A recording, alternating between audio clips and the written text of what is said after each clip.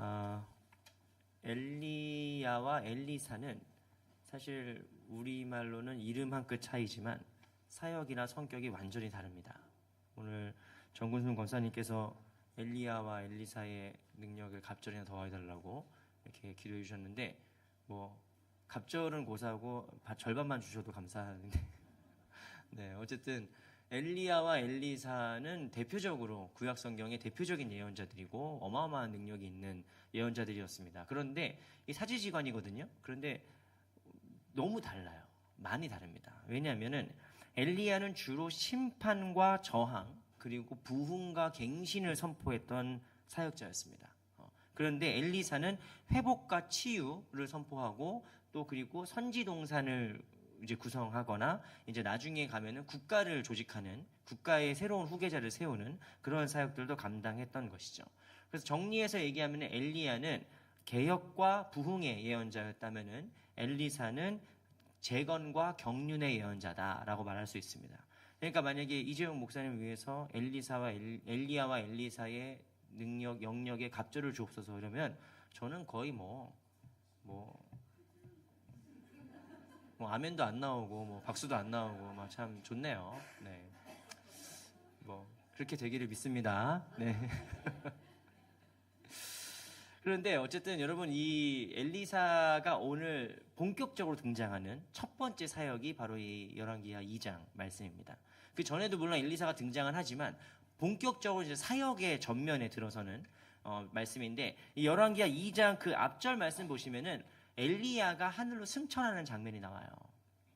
엘리야가 계속 따라오지 말라고요. 내가 지금 죽음을 보지 않고 하늘로 올라가게 되는데 따라오지 마라 그러는데 엘리사가 끝까지 따라갑니다. 근데 끝까지 따라간 이유가 무엇이냐?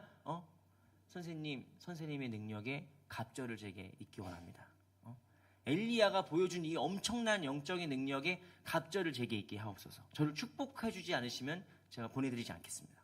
바지가랑에 붙잡으니까 아무튼 엘리야가 그렇게 하늘로 승천하고 올라가고 이제 엘리사가 그 다음에 요단강을 스승처럼 그 엘리야의 옷으로 툭툭 치면서 그 요단강을 건너요. 그러고 그 다음 장면이 바로 오늘 말씀입니다. 근데 한마디로 엘리사의 첫 번째 사역의 장면이 나온다고 할 수 있죠. 여러분 사실 뭐든지 첫 번째 사역을 뭘 하는지를 보면은 앞으로 어떤 방향으로 가고 싶은지가 보입니다. 그런데 이제 예를 들면 요한복음에서 예수님의 첫 번째 사역은 무엇일까요? 물이 변하여 포도주가 되는 사건이에요. 예수님은 왜 하고 많은 사역 중에서 물이 변해서 포도주를 만드는 사건을 처음으로 보여주셨느냐? 그게 앞으로 예수님의 모든 사역과 말씀을 상징적으로 보여준 사건이기 때문에 그래요. 뭐냐? 더러운 물에서 깨끗한 물로 바뀌는 사건이 아니라 물이 변하여 포도주가 되는 사건은 새로운 피조물로 바꿔버린다는 뜻이에요.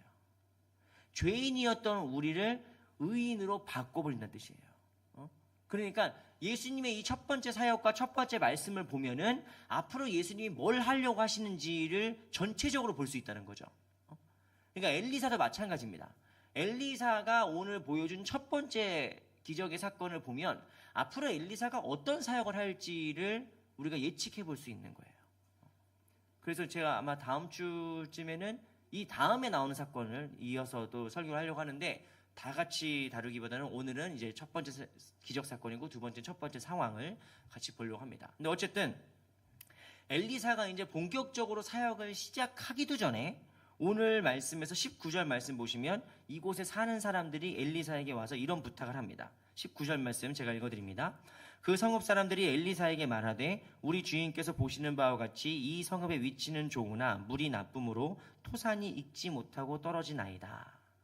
지금 엘리사가 요단강을 건너서 여리고로 들어왔단 말이에요.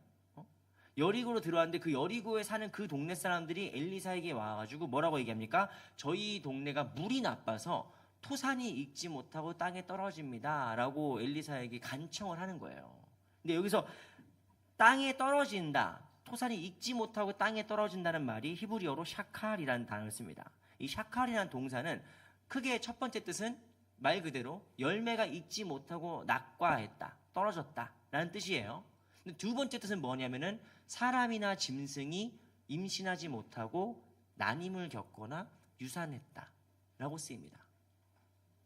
그래서 이 말씀을 우리가 어떻게 이해해야 될 것인가는 둘 다 맞아요, 사실.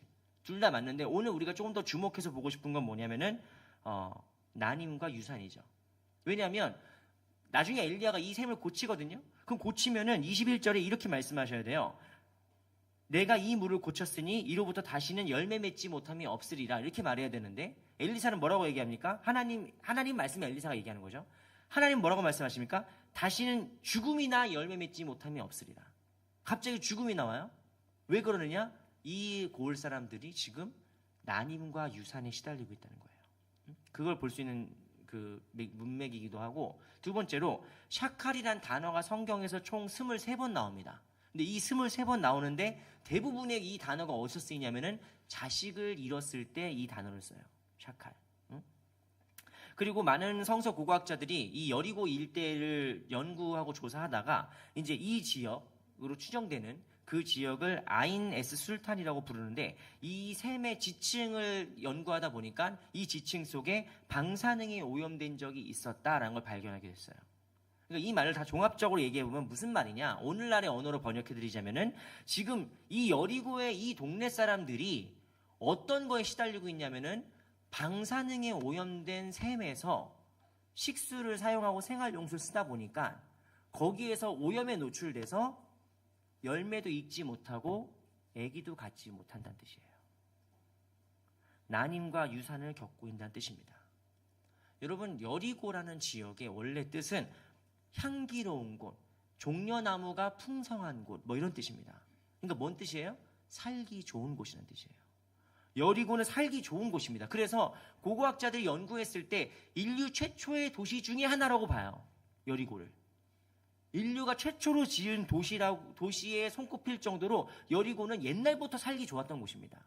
근데 지금 이곳에 무슨 문제가 벌어져서, 지층에 무슨 문제가 벌어져서 방사능에 오염이 돼버린 거예요. 이 셈이. 이 셈의 물을 먹는 사람들이 난임과 유산을 겪어야 된다는 것이죠. 그럼 이 동네 분위기가 어떨까요? 이 동네 분위기가 우울한 거예요. 제가 3040 가정들의 목회를 하면서 정말 많은 그 3040 가정 중에 난임과 유산을 겪은 가정들을 참 많이 봤습니다. 그러면은 목사님 저한테 찾아왔는데 거의 죄인의 모습으로 찾아와요. 아기가 안 뛴대요. 몇 달 전부터 아기 옷도 사고 막 아기 이름도 지어주고 막 이렇게 막 온 가족이 막 이렇게 금이야 오기야 막 그랬는데 어느 날 병원 갔는데 아기가 안 뛰어요. 그럴 리가 없다고 계속 봐도 안 되는 거예요. 그러면은 남편과 아내가 서로 엄마 아빠가 죄인이 됩니다. 나 때문인 것 같고 우울해져.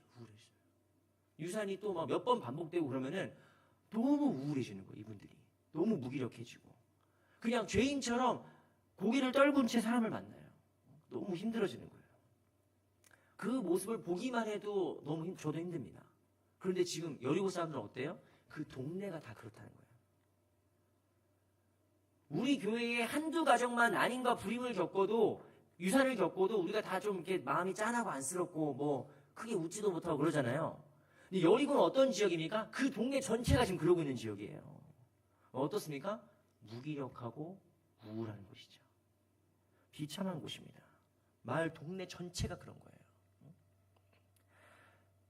여러분, 이 말씀은 오늘날 대한민국을 사는 우리의 상황에 사실 멀리 있는 말씀이 아닙니다.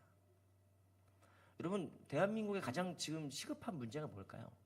2025년 대한민국이 지금 제일 시급한 문제가 뭘까요? 만약에 누군가 여기서 정치요! 그러면은 뉴스를 너무 많이 보시는 거예요. 정치도 문제지만 정치가 뭐 문제 없었던 적이 있습니까? 경제요! 그러면은 뭐 경제도 물론 마찬가지죠. 근데 그것도 뭐 IMF도 극복한 우리나라 아니겠어요? 그런데 지금 대한민국이 전 세계적인 관점에서 봤을 때 대한민국이 지금 제일 시급한 문제가 뭐냐라고 물으면 전 세계 사람들 다 뭐라고 얘기하는 줄 아십니까? 저출산이요 라고 얘기해요. 저출산 때문에 지금 대한민국 망하게 생겼다 라고 얘기합니다. 독일의 유명한 유튜브 제작자 채널 중에 쿠어츠 게작트라는 채널이 있어요. 쿠어츠 게작트라는 말은 이제 짧게 말하면 이란 뜻이에요. 근데 그 채널에 있는데 그 채널에서 얼마 전에 영상 하나 올렸어요. 그 영상 제목이 뭐냐면 South Korea is over예요. 남한은 끝났다. 그 영상이 엄청나게 많은 사람들이, 전 세계 사람들이 보는 거예요. 근데 모든 사람들이 다 남한은 끝났대요. South Korea is over. 그런데 그 말을 보고 제일 깜짝 놀란 건 누구냐? 남한 사람들이에요. 우리가 왜 끝나지? 우리가 왜 끝나? 북한이 쳐들어왔나? 무슨 경제적인 문제가 생겼나? 전혀 아니에요. 애들이 안 태어나서. 저출산 때문에 그래요. 여러분, 지금 전 세계에서 인구를 조사한 이래로 믿을 수 없는 숫자가 나온 겁니다. 인구가 1점 몇은 나와야 이게 나라가 유지가 되는데 지금 대한민국은 0.7을 넘어서 작년에 서울시 출생률이 0.5였어요. 그러니까 인간이 지금까지 본 적 없는 숫자예요. 그 사회의 숫자가 0.5를 찍은 건 본 적이 없어요, 인류가. 근데 그 놀라운 일을 대한민국이 해냈습니다. 여러분, 1970년도 우리나라에 대체로 100만 명이 태어납니다. 근데 2010년에는 47만 명이 태어났어요. 그리고 2023년에는 몇 명이 태어났냐? 23만 명이 태어났습니다. 23만 명이. 5분의 1이죠. 더 놀라운 사실을 말씀드리자면 지금 전쟁 중인 우크라이나 2023년 출생아 수가 19만 명이래요. 지금 전쟁으로 막 폭탄이 날아다니는 그 위급한 와중에서 신생아 수가 19만 명인데 지금 대한민국은 그 어디에도 총알이 날아다니지 않고 그 어디에도 폭탄이 날아다니지 않는데 우리는 23만 명이라는 거예요. 이게 뭔 소리입니까? 지금 전쟁 중인 거예요. 대한민국은 지금 전쟁 중입니다. 그 정도 수준인 거예요. 더 비참한 사실은 무엇이냐? 애들은 안 낳는데 저출산인데 더 무서운 소식은 뭐냐면 자살률은 세계 최고라는 거예요. 2022년 대한민국 한 해 자살자 숫자가 12,906명입니다. 12,906명 하면 잘 안 들어와요. 그런데 뭔 말이냐? 하루에 35명. 한 달에 1,000명 넘는 사람들이 스스로 생을 마감하는 거예요. 누가 죽인 게 아니라 자기가 생을 포기하는 겁니다. 여러분, 이 통계를 보고 우리는 울어야 돼요. 우리는 이런 통계를 보고 막 마음이 비통해져야 돼요. 어쩌다가 이 나라가 이렇게 됐나? 왜 우리가 이렇게 됐나? 여러분, 그런 점에서 우리는 여리고만도 못한 겁니다. 여리고 사람들은 어떻게 했는지 아세요? 지금 이 땅에 토산이 잊지 못하고 땅에 떨어집니다. 이 상황을 지금 엄청 능력 있는 예언자를 찾아다니면서 얘기하는 게 아니에요. 이제 갓 이제 예언자의 무대에 들어온 엘리사의 바지끄레기를 붙잡고 막 간구하는 겁니다. 선생님, 제발 좀 도와달라고. 선생님, 하나님의 사람이시니까 제발 저희를 위해서 좀 기도해 주십시오. 막 바지끄레기 잡고 막 얘기하는 거예요. 비유하자면 아직 부임도 안 한 저 이재용 목사한테 우리 교회 장로님이고 권사님이고 집사님들이고 다 나한테 와가지고 목사님, 우리 교회에서 기도해 주십시오. 목사님, 우리 어떻게 해야 됩니까? 목사님, 함께 기도해 주십시오. 토산이 잊지 못하고 떨어지고 있습니다. 이 사실에 대해서 막 안타까워해야 되는 거예요. 그런데 우리는 별로 안타까워하지 않아요. 왜냐하면 이 통계를 우리가 하루 이틀 들은 게 아니에요. 이 통계들을 하루 이틀 들은 게 아니에요. 그런데 우리는 인이 배겨가지고 우리나라 원래 그랬지 그러고 있는 거예요. 지금 한국 교회가 어른들은 수천 명 나오는데 주일학교 100명도 안 되는 교회 많습니다. 주일학교 100명도 안 모이는 교회 많아요. 남의 얘기가 아니잖아요. 저희가 그렇지 않습니까? 저희가 지금 교육부가 어떻게 되고 있습니까? 어쩌다 이렇게 됐느냐? 뭐가 문제냐? 물이 안 좋은 거죠. 물이. 지금 여리고에 왜 토산이 익지 못하고 떨어집니까? 물이 안 좋아서 그래요. 물이 뭔 뜻이냐? 물이 뭔 뜻이냐? 여러분, 이걸 이해하시면 조금 곤란하긴 한데, 여러분들 만약에 이제 내가 왕년에 좀 젊었을 때 어디 좀 이렇게 클럽을 가거나 로라장을 가거나 이렇게 막 나이트클럽 같은 데 가면은 뭐라고 얘기하고 들어갑니까? 네. 오늘 물 좋아요? 이게 웃으시는 분들은 이상한 분들인데 이거 좀 이거 알아도 웃으면 안 돼요. 이런 거는. 오늘 여기 물 좋습니까? 여기 물 좋아요? 이렇게 물어봐요. 물이 뭔 소리야 이게? 이거 영어로 번역해 보세요. How about water today? 이거란 말이에요. 뭐야 이게? 아무도 이해하지 못하는 단어예요. 근데 우리한테 물은 뭔 뜻입니까? 분위기를 말하는 거예요. 오늘 분위기가 좋냐 여기가. 그게 조그만 공동체에서는 분위기예요. 근데 그게 사회로 나가고 이게 더 커지면 뭐가 됩니까? 문화가 되는 거예요. 물이 안 좋다는 건 뭐예요? 문화가 잘못됐다는 얘기예요. 오늘 대한민국의 물이 안 좋다는 건 뭔 뜻입니까? 오늘날 대한민국의 문화가 썩었다는 뜻입니다. 지금 대한민국의 분위기가 어떠냐? 문화가 어떠냐? 객관적으로 말씀드릴게요. 2023년에 통계청에서 대한민국 국민 삶의 질이라는 통계 보고서를 발표했습니다. 그 보고서에는 OECD 국가 38개국 중에 2022년도 대한민국 국민들이 느끼는 삶의 질의 순위를 이제 비교해서 순위를 매겨놓은 거예요. 일부 예배 드리신 분들 말고 말씀하지 마시고 우리나라가 스스로 생각하는 삶의 질이 OECD 국가 38개국 중에 몇 위를 했을까요? 몇 위를 했을까요? 일부 예배 때 말씀하시는 분은 부정행위로 간주하고 네, 제가 이따가 김밥을 반줄 뺏겠습니다. 네. 여러분 38개국 중에 몇 위? 36? 찍으신 건가요? 아니면 원래 알고 계셨나요? 찍었나요? 박수 한번 주시겠습니까? 이거는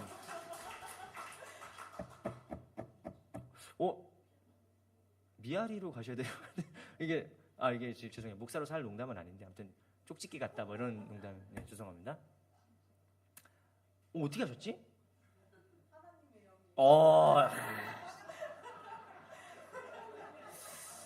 목사가 이런 농담을 하면 안 되는데 죄송해요. 제가 그쪽에 살아가지고 동네가 옛날에 그래가지고 갑자기 설교하기 싫어지네. 대한민국이 38개국 중에 삶의 질, 행복도, 만족도 순위가 36위예요. 우리가 2개국을 이겼어. 우리가 2개국을 이겼어요. 와, 꼴찌가 아니다. 좋아할 수 있지만 여러분 우리 밑에 누가 있느냐? 그때 당시에 지진이 났던 튀르키예입니다. 37위. 그다음 꼴찌가 누구냐? 50년 동안 내전으로 나라가 거의 피폐해진 콜롬비아예요. 우리 밑에가 튀르키예, 지진 맞은 튀르키예랑 내전 중인 콜롬비아예요. 그러면 우리 대한민국 사람들 느끼는 삶의 질, 삶의 문화, 분위기가 어느 정도 수준이라는 겁니까? 세계 꼴찌 수준이라는 거예요. 세계 꼴찌 수준. 그럼 우리가 왜 이 모양이 됐느냐? 왜 우리 사회가 어쩌다가 이 지경이 됐느냐?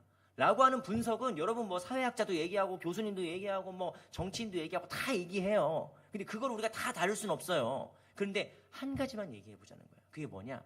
돈 때문입니다. 돈 때문이에요. 배금주의 때문입니다. 많이들 아시는 내용이겠지만 2021년 세계적인 연구기관인 퓨 리서치 센터에서 전 세계 17개국 선진국들에게 19,000명에게 설문조사를 했어요. 뭘 질문했느냐? 인생에서 가장 중요한 것은 무엇일까요? 라고 질문했습니다. 16개국에서 공통적으로 나타나는 답변 1위는 무엇이냐? 가족이라고 얘기했어요. 가정. 근데 17개국 19,000명에서 유일하게 압도적으로 돈이라고 얘기하는 나라가 있으니 그게 어디 나라다? 대한민국이에요. 놀라운 게 10대, 20대, 30대, 40대, 50대, 60대, 70대 다 전 연령이 전 세계에 이런 나라는 없습니다. 10대부터 70대까지 인생에 제일 중요한 게 뭐냐? 돈! 이렇게 말하는 나라는 없어요, 이 세상에. 근데 그 나라가 어디입니까? 우리가 사는 대한민국이에요. 그럼 우리가 진짜 돈이 없어가지고 돈 거리냐? 우리가 너무 돈이 없으니까 돈 그러냐? 여러분, 대한민국 반만년 역사에 이렇게 잘 사는 시대가 없습니다. 이렇게 잘 산 적이 없어요. 이제 지금 대한민국은 명목상 GDP로 전 세계 12에서 14위 국가예요. 전 세계 사람들이 대한민국 기업이 만든 차를 타고, 대한민국 기업이 만든 핸드폰을 쓰고, 대한민국이 만든 가전제품을 세계 최고라고 인정하고 있어요. 그리고 대한민국 사람들이 만든 드라마를 보고 대한민국 가수가 부르는 노래를 듣고 있어요. 뭔 말인지도 모르고 한글을 따라 부르고 있어요. 여러분, 이게 말도 안 되는 얘기입니다, 사실. 이게 10년 전, 20년 전까지만 해도 우리가 꿈꾸지 못했던 세상이에요. 근데 그러고 있어요, 지금. 전 세계가. 제가 독일에서 유학 중이었는데, 어떤 저 그때 독일에서 공부 열심히 했습니다. 네, 잘 안 됐지만 공부 열심히 했어요. 열심히 공부했는데 그때 넷플릭스가 뭐고 이런 거 본 적도 없어요. 근데 같이 독일 공부하던 친구가, 독일 애가 저한테 얘기했어요. 너 사랑의 불시착 봤냐고. 그래, 뭔 소리야 이거. 그 코리아 드라마인데 안 봤냐고. 너무 재밌다는 거예요. 그래서 사랑의 불시착을 쳤더니 독일어로 기사가 나와, 아예. 신문 기사가 나오는 거예요. 그래가지고 이게 뭐야 하면서 그때부터 보기 시작했다가 제 유학이 망했죠. 예, 드라마 왜 이렇게 재밌는지 모르겠어요. 지나가는데 막 애들이 한국말을 따라 불러요. 뜻도 모르면서.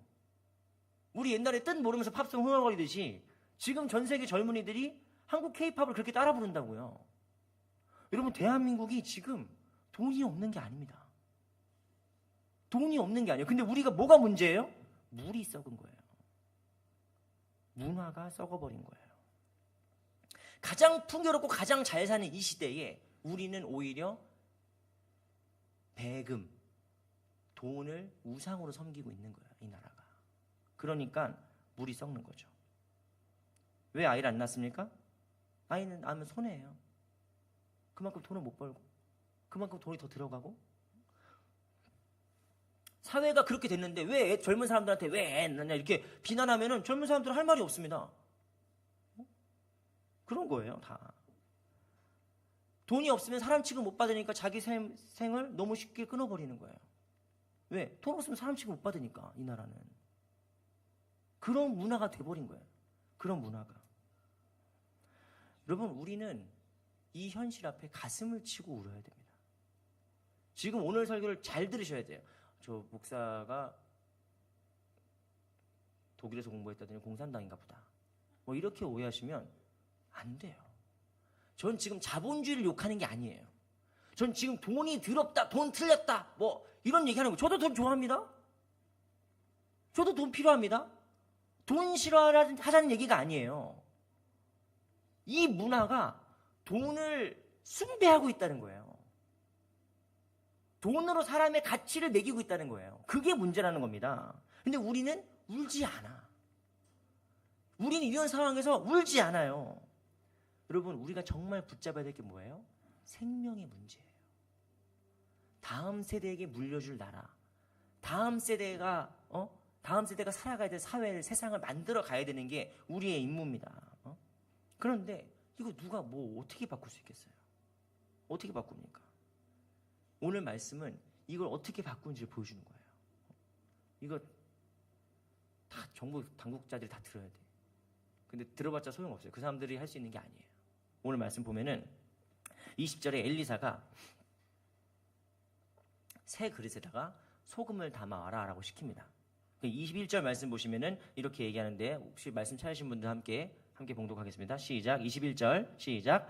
엘리사가 물 근원으로 나아가서 소금을 그 가운데에 던지며 이르되, 여호와의 말씀이 내가 이 물을 고쳤으니 이로부터 다시는 죽음이나 열매 맺지 못함이 없을지니라 하셨느니라 하니. 신기한 사건이죠. 지금 방사능에 오염된 물이에요. 이 물을 먹고 다음 세대가 태어나지 않는 거예요.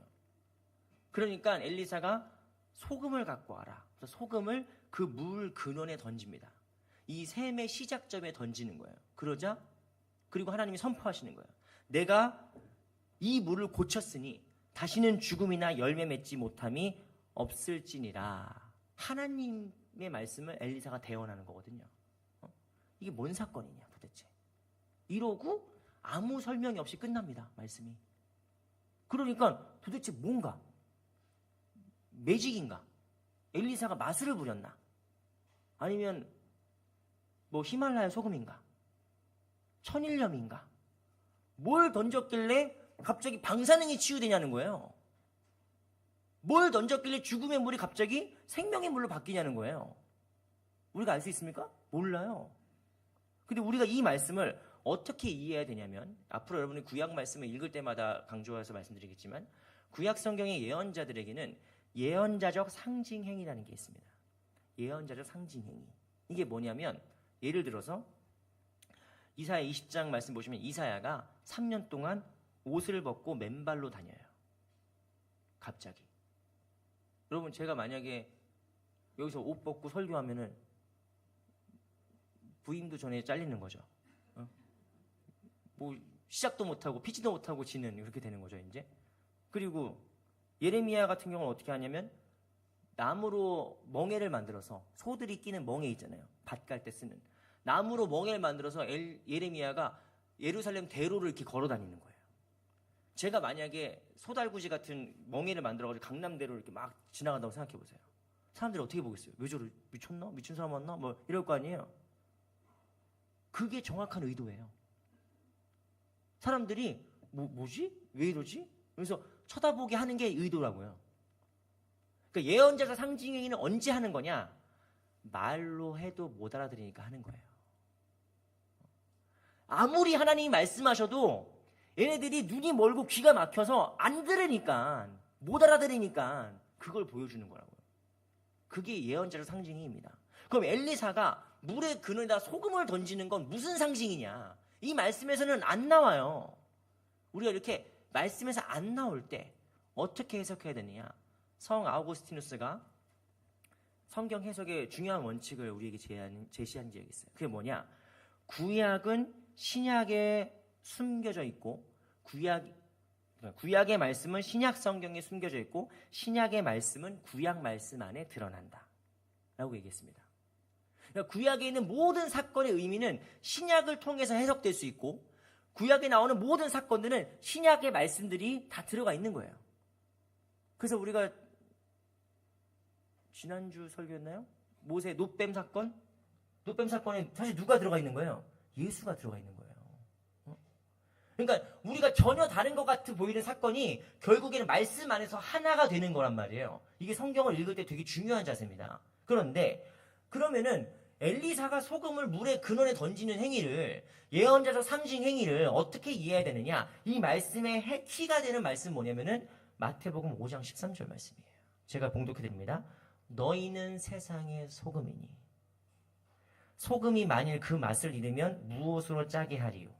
후에는 아무 쓸데없어 다만 밖에 버려져 사람에게 밟힐 뿐이니라. 엘리사가 문제의 근원에 소금을 던졌다는 건 뭔 뜻입니까? 내가 소금이 되어서 이 세상의 문제의 한복판에 들어가겠다는 뜻이에요.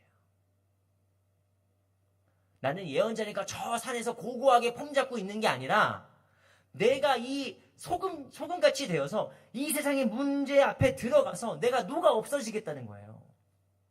이 문제들을 정화하겠다는 겁니다. 여러분, 그래서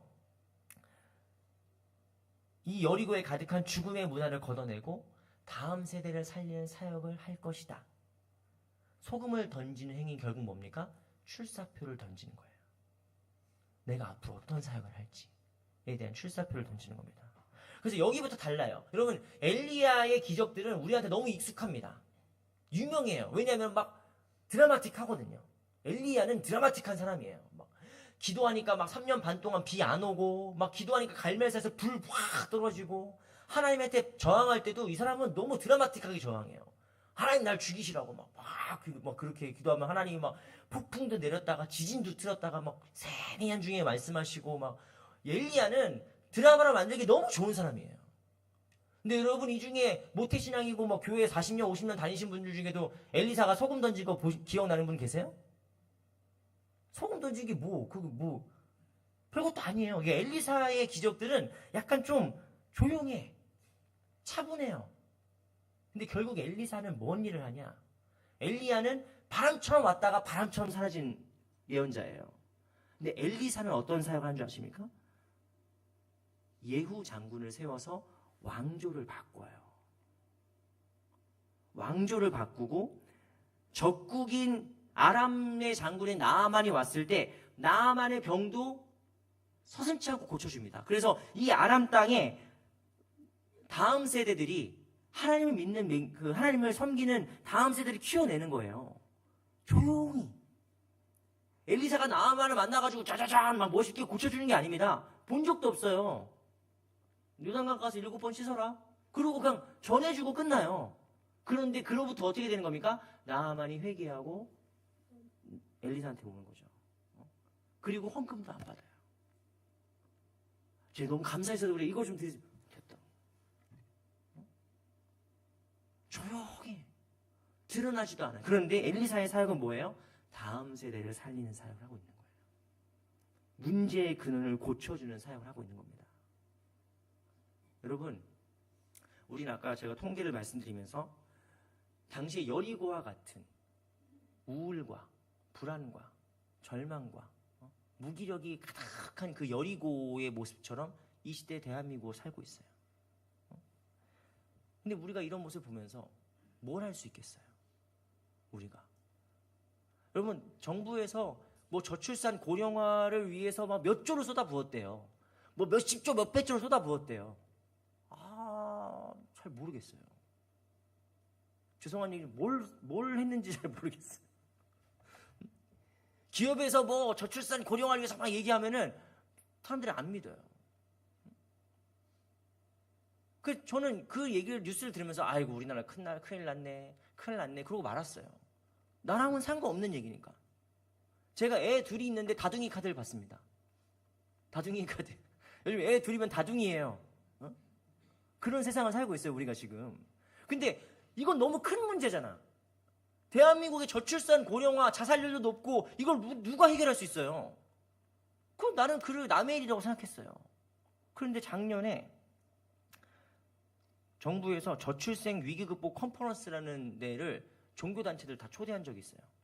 그 막 큰 교회 목사님들 막 초대하고 스님들도 오고 신부님들도 오시고 뭐 그런 큰 행사였어요. 그래서 저는 이제 그런데 소망교회 담임 목사님이 김경진 목사님이 저를 부르시더니 네가 가래요. 그래가지고 제가 거길 왜 갑니까? 그러니까 아이 뭐 네가 3040 담당이니까 네가 가가지고 잘 배우고 그래요. 그래서 막상 갔더니 막 대형교회 목사님들만 있고 그래가지고 제가 이게 그 사람들 다 저를 되게 이상하게 쳐다봤거든요. 저 젊은 목사는 어디 목사인가? 뭐 이런 거 있잖아요. 너무 창피하고 막 그러는데 아무튼 대한민국의 되게 절망적인 통계들을 막 쫙 보여주는 거예요. 근데 마지막에 우리나라 당시 저출산 고령화 사회위원회 위원장이 그 앞에 있는 목사님들을 향해서 이렇게 얘기하는 겁니다. 이 자리에 계신 모든 종교 지도자 여러분, 정부는 모든 역량과 총력을 다해서 이 문제에 대응하겠습니다만 몇십 년 동안 해봤는데 충분하지가 않습니다. 지금 대한민국에서 생명이 소중합니다, 가정이 소중합니다를 얘기할 수 있는 분들은 여러분들밖에 없습니다 라고 얘기하는 거예요. 저는 그 얘기를 근데 그 고백이 그냥 뭐 인사말 있는 정도가 아니라 정말 절절하게 고백하는 거예요. 여러분밖에 없습니다. 뭐요? 생명이 소중하고 가정이 소중하다고 말할 수 있는 단체는 대한민국이 이제 교회밖에 없다는 거예요. 저는 그 얘기를 들으면서 내가 그런 사람이라고? 우리가 그런 사람들이라고? 여러분, 우리가 어떤 사람들인지 아십니까? 생명이 소중합니다, 가정이 소중합니다 라고 말할 수 있는 유일한 사람들이에요. 왜냐하면 정부가 생명이 소중합니다 그러면은 왜 저출산을 왜 우리 탓으로 뭐냐 하면서 사람들이 반발해요. 기업이 생명이 소중합니다 얘기하면은 야 출산휴가나 제대로 주고 얘기해라 하면서 막 또 반발해요. 뭔 얘기해도 싸움이 나요. 근데 우리가 생명이 소중합니다, 가정이 소중합니다는 그냥 우리 믿음의 본질 그 자체예요. 우리의 본질 자체가 생명이 소중한 거고 믿음의 공동체인 가정이 소중한 거예요. 우리가 몰랐어. 우리가 갖고 있는 메시지의 힘을 우리가 안 믿고 있었다고요. 이거와 똑같이 비판하는 사람이 누군지 아십니까? 인도의 마하트마 간디입니다. 인도의 마하트마 간디는 예수님은 안 믿었지만 영국에서 공부를 오래 했어요. 그리고 그리스도인들한테 이렇게 얘기한 적이 있어요. 그리스도인 여러분들은 충분히 파괴력을 가진 문헌을 가지고 있습니다. 이 파괴력은 세상을 뒤집어 놓을 수도 있고 전쟁을 멈출 수도 있고 이 세상에 평화를 가져다 줄 수도 있습니다. 내가 보니까. 그런데 더 놀라운 사실은 여러분들이 그것을 아무것도 아닌 것으로 취급하더랍니다. 하는 거예요. 간디의 비폭력 저항의 운동이 어디서 왔느냐? 성경에서 왔어요. 예수님의 가르침에서 왔다고. 근데 그거를 예수 안 믿는 간디가 보고 감동받아가지고 비폭력 저항 운동을 했는데 정작 예수 믿는 그리스도인들은 그거를 안 믿고 있는 거예요. 여러분 이것이 무엇을 보여준 줄 아십니까? 우리가 우리의 본질에 충실하면 소금의 맛이 더 강해진다는 겁니다. 우리가 뭘 더 하자는 게 아니에요. 여기서 애 낳으면 우리가 막 출산 지원금 주고 막 그러자는 얘기가 아니에요. 우리가 원래 잘 하던 거, 생명을 중요하게 생각하고 가정을 소중하게 생각하고 이 믿음의 공동체, 돈 없는 자도 오라, 목마른 자도 오라, 이곳에서 값없이 주는 생수의 물을 마셔라 라고 하는 거저 줌에 이 정신이 살아있는 교회에 그 교회의 성격을 잘 유지만 하면 이 세상에 소금이 던져진 것처럼 세상이 살아난단 말입니다. 여러분 맛이 싱거울 때 소금을 왕창 막 들이부어야 되는 게 아니에요. 조금씩 먹어보면서 간을 더하는 거예요. 그러면은 뭐가 되는 거예요? 밍밍했던 국이 먹을 맛이 나는 거죠. 그리스도인들의 봉사가 뭡니까? 여러분들 지금 다 생업 그만두고 막 아프리카 넘어가고 막 어디 가가지고 봉사하고 선교하라는 게 아니에요. 우리 삶의 자리에서 살맛 안 난다고 얘기하는 우리 이웃에게, 왜 사는지 모르겠다고 목적과 의미를 잃어버린 사람들에게, 왜? 만몬이라는 우상을 따라가니까 돈은 좋은 건데 그 좋은 거를 숭배하다 보니까 삶의 의미를 잃어버린 사람들에게 내가 그리스도인으로서 소금이 돼서 맛을 조금씩 더해주면 된다고요.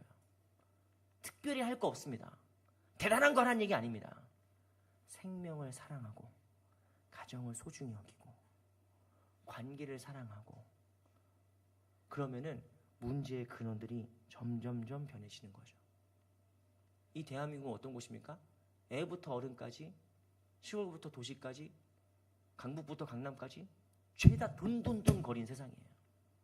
그런데 적어도 교회만은 뭐가 돼야 돼요?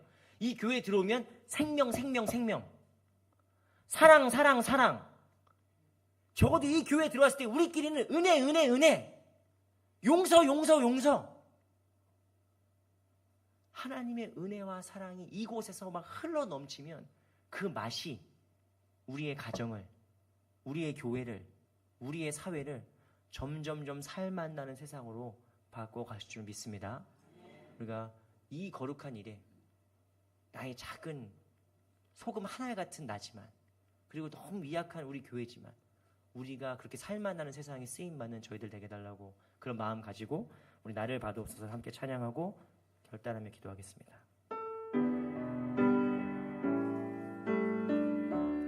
주님 내가 알기에 있사오니, 주님 내가